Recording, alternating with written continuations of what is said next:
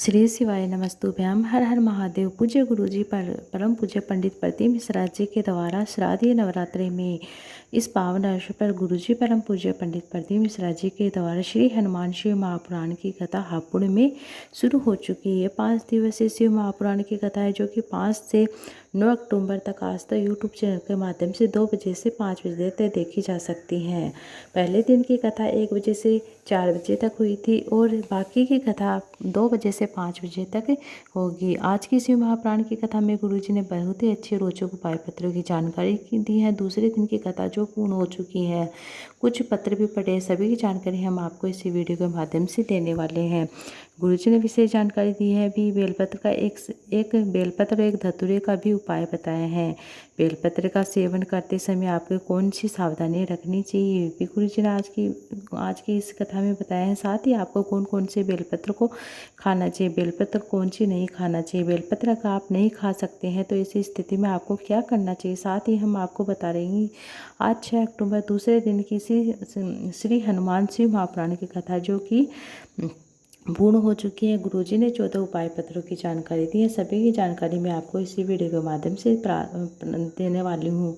आप किसी कारणवश यदि आज की कथा नहीं सुन पाए तो इस छोटे से वीडियो के माध्यम से पूरी कथा का अस्तित्व प्राप्त करने वाले हैं। बढ़ते हैं आज की कथा। आज की कथा शुरू होते ही गुरुजी ने कहा था कि पुरुष मर्गा भोलेनाथ का पूजन इतना करते थे कि वह अपने नेत्रों में कभी भी भोलेनाथ के शिवलिंग को छोड़ नहीं पाते थे। सभी जितनी भी शिवलिंग उनके सामने आती थी सभी का पूजन करते थे। हम यह नहीं कहेंगे कि आपको भी आप सभी जगह जाकर शिवलिंग का पूजन करिए।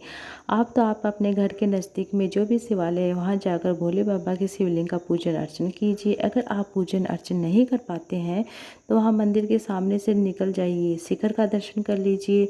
ऐसे में भी आपको शिव जी की कृपा प्राप्त हो जाती है। बढ़ते आज की कथा की दूसरी विशेष जानकारी की ओर। गुरुजी ने कहा कि अभी 2025 में कुंभ के मेले का आयोजन प्रयागराज में होने वाला है। हम वहाँ पर क्यों आते हैं? क्योंकि हमें वहाँ पर 3 चीज़ों का दर्शन होता है। पहला है पवित्र नदी का दर्शन, दूसरा है साधु संतों का दर्शन, तीसरा है हमारे सनातन धर्म की संस्कृति का दर्शन होता है। बढ़ते आज की कथा की तीसरी विशेष जानकारी की ओर। गुरुजी ने कहा कि केवल देवादिदेव महादेव जो अपनी पत्नी को बराबर नहीं अपने से ऊपर स्थान प्रदान करते हैं, अत्यधिक सम्मान देते हैं। हमें आपसे यही कहना है कि आपको भी अपनी पत्नी के साथ कदम से कदम मिलाकर चलना चाहिए। अपशब्दों का उपयोग बिल्कुल नहीं करना चाहिए। अगर आपको वीरता दिखानी है तो आप बॉर्डर पर जाइए और जाकर वहाँ पर वीरता दिखाइए अपनी पत्नी के साथ। अपनी पत्नी के सामने घर में कभी भी वीरता मत दिखाइए। बढ़ते आज की कथा की चौथी विशेष जानकारी। गुरुजी ने कहा कि शिव तत्व कहता है कि भक्ति किसे कहते हैं? माला पहन लेना शिव भक्ति नहीं है, तिलक लगा लेना शिव भक्ति नहीं है, बहुत बड़े बाल बढ़ा लेना शिव भक्ति नहीं है, बड़े अच्छे कपड़े पहन लेना भक्ति नहीं है, अपना घर छोड़कर कहीं और जाना शिव भक्ति नहीं है, बल्कि अपने घर में अपने जीवन काल में किसी भी दुखी को किसी कष्टवान के अगर आप आंसू पोंछ देते हैं, फिर उसकी आप अपनी सामर्थ्य के अनुसार उसकी मदद कर देते हैं तो वह शिव भक्ति है। बढ़ते हैं आज की कथा की 5वीं विशेष जानकारी की ओर। सोनम जी पत्र लेकर आए। उन्होंने पत्र में लिखा कि 2014 में मेरी बेटी का जन्म हुआ था और मानसिक रूप से वह विकलांग थी। मुँह से लार टपकती थी, गर्दन टेढ़ी थी, घसीट घसीट के वह चलती थी और डॉक्टर ने कह दिया था कि उसका कोई इलाज नहीं है, वह ऐसे ही रहेगी। आपकी कथा सुनना शुरू किया। पशुपति व्रत किया। पहला पशुपति व्रत जब मैंने किया जब मैंने व्रत किया तो अपने घर में आई। मैंने मेरी बेटी को आवाज़ दिया कि गुंजन यहाँ आओ। मेरी बेटी पलंग से उठकर पहली बार चलकर मेरे पास आई। जब मेरी बेटी चलने लगी, सुनने लगी और मुँह भी सही होने लगा और लार नहीं टपकती है, उसी का बारे कथा पंडाल में आई हूँ। बढ़ते हैं आज की कथा की 6वीं विशेष जानकारी की ओर।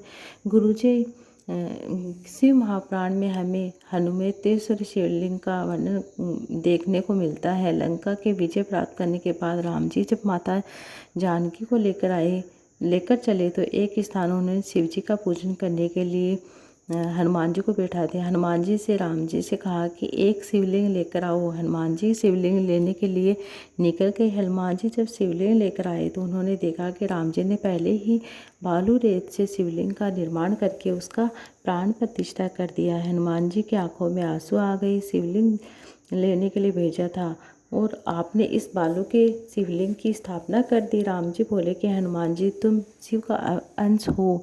जब भी हम स्मरण कर रहे थे, बार बार आकर तुम इस शिवलिंग में समा रहे थे। हम नहीं चाहते थे कि तुम एक स्थान पर स्थापित हो जाओ, बल्कि हम चाहते हैं कि तुम इस संसार में हमेशा रहो। भक्तों के संकट दूर करो। इसके बाद राम जी बोले हनुमान जी, पर अगर तुम फिर भी चाहते हो कि इस शिवलिंग को हटाना तो अपना शिवलिंग रख सकते हो। उस समय हनुमान जी को थोड़ा सा अभिमान था। उन्होंने एक हाथ को उपयोग करते हुए शिवलिंग को हटाने का प्रयास किया, फिर दोनों हाथों से शिवलिंग को हटाने का प्रयास किया, फिर बहुत सारा बल लगाकर शिवलिंग को हटाने का प्रयास किया। वे बालू रेत के शिवलिंग को हिला नहीं पाए। गिरकर राम जी ने उन्हें जब हनुमान जी गिरे तो राम जी ने उन्हें उठाया और कहा कि हनुमान जी अब तुम क्या करना चाहते हो। इस पर हनुमान जी ने कहा कि मुझे मेरी वीरता में थोड़ा सा अभिमान आ गया था। मैं भूल गया था शंकर भगवान का शिवलिंग सिर्फ मिट्टी या फिर बालू रेत या फिर किसी लकड़ी कंकड़ या किसी धातु का शिवलिंग क्यों नहीं हो। अगर वह बालू रेत का भी शिवलिंग है तो उसमें स्वयं शंकर भगवान आकर विराजमान हो जाते हैं। इसके बाद राम जी ने हनुमान जी के द्वारा लाए हुए शिवलिंग की स्थापना की, प्राण प्रतिष्ठा की और कहा कि अगर हनुमान जो रामेश्वर शिवलिंग के दर्शन करने के लिए रामेश्वर धाम में आएगा, जब वह हनुमतेश्वर महादेव शिवलिंग के दर्शन करेगा तभी उसकी रामेश्वर की यात्रा पूरी होगी। आज की कथा की 7वीं विशेष जानकारी। गुरुजी ने कहा कि अगर आपके घर में नज़दीक में भोले बाबा के शिवलिंग की प्राण प्रतिष्ठा हो रही है, अगर आप वहां पर जा रहे हो तो आपको प्रयास करना है कि आपको एक बेलपत्र, एक धतूरा शंकर भगवान की उस प्राण प्रतिष्ठा में लेकर जाना है। अवश्य लेकर जाइए, अर्पित कीजिए। बढ़ते हैं आज की कथा की 8वीं विशेष जानकारी। गुरुजी ने कहा कि सबसे पहला धतूरा शिवलिंग पर किसने अर्पित किया था। सबसे पहला तो गुरुजी ने इस पर बताया कि सबसे पहला धतूरा भगवान को अर्पित किया था राहु ने। वह क्रोधी प्रवृत्ति का था। महादेव ने प्रसन्न होकर कहा कि तुम्हें क्या चाहिए। राहु ने कहा कि मुझे देवता मार डालेंगे, मुझे आप बचा लीजिए। महादेव ने राहु को अपने जटाओं में विराजमान कर लिया। शंकर भगवान पर जब हम एक लोटा जल चढ़ाते तो हमें अगर राहु परेशान कर रहा है, शनि हमारा बेकार चल रहा है, केतु हमारा बेकार चल रहा है, कोई मंगल दोष है, आपको भोले बाबा के शिवलिंग पर एक लोटा जल अर्पित कर देने से कई प्रकार के दोषों से मुक्ति मिल जाती है। आज की कथा गुरुजी ने बताया कि एक विशेष उपाय भी बताया है। गुरुजी ने कहा कि अगर आपको कई प्रकार के दोष है, राहु केतु मंगल शनि किसी भी तरह की परेशानी है, तो आप रोज़ शिवलिंग पर एक लोटा जल चढ़ाना शुरू कर दीजिए। इसके साथ ही आपको प्रदोष के दिन, प्रदोष काल में, प्रदोष काल मतलब सूर्य जब अस्त हो रहा उसके 45 मिनट पहले का समय और 45 मिनट के बाद का जो समय होता वह है प्रदोष काल का समय होता है। प्रदोष के दिन, प्रदोष काल में आपको भोले बाबा के शिवलिंग पर एक धतूरा अर्पित करना। मात्र इतना कर देने से सारे उल्टे ग्रह सीधे हो जाते हैं, सारे दोषों से आपको मुक्ति मिल जाती है। बढ़ते हैं आज की कथा की 9वीं विशेष जानकारी की ओर। जिसु पत्र लेकर उन्होंने पत्र में लिखा कि मेरे बेटे को परीक्षा हॉल में छोड़ने गया था। वहाँ पर मेरी मुलाकात एक मुस्लिम परिवार से होती है। वह रोज़ अपने बेटे को एग्ज़ाम दिलाते आते। मैंने कहा कि तुम इतना क्यों रो रहे हो, इतना बच्चा कमज़ोर है, उसे एग्ज़ाम देने के लिए क्यों लाए हो। उन्होंने कहा कि मेरे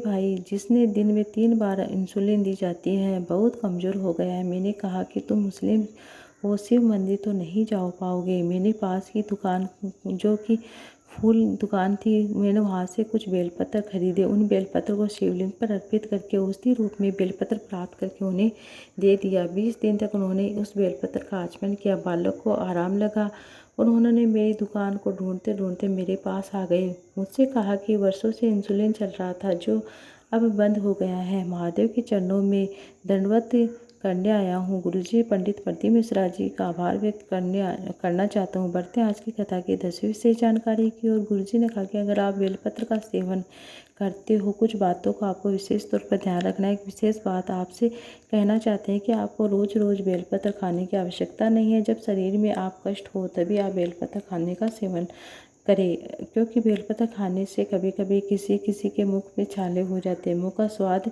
चला जाता है, किसी को छाला हो जाता है। ऐसे में आपको घबराना नहीं है। अगर सीधी सीधे बेलपत्र खा जाओगे तो आपको यह बेलपत्र को सूखा लेना है। सुखाने के बाद उसकी छोटी छोटी गोलियां बनाकर आप खा सकते हो। उसके बाद आपको उसका आचमन कर लेना है। बेलपत्र आपको हमेशा ऐसे चुनना चाहिए कि बेलपत्र जो हो कोमल हो, बेलपत्र हो, जितनी छोटी बेलपत्र हो उतना ही अच्छा होता है। बड़ी बेलपत्र और उसमें कड़कपन ज़्यादा होता है। इस बात का आपको विशेषतर ध्यान रखना है कि अगर आप बेलपत्र का सेवन नहीं कर पाते हैं तो आपको शिवलिंग पर चढ़े जल का आचमन भी औषधि के रूप में प्राप्त करके कर लेना है। आशा करती हूँ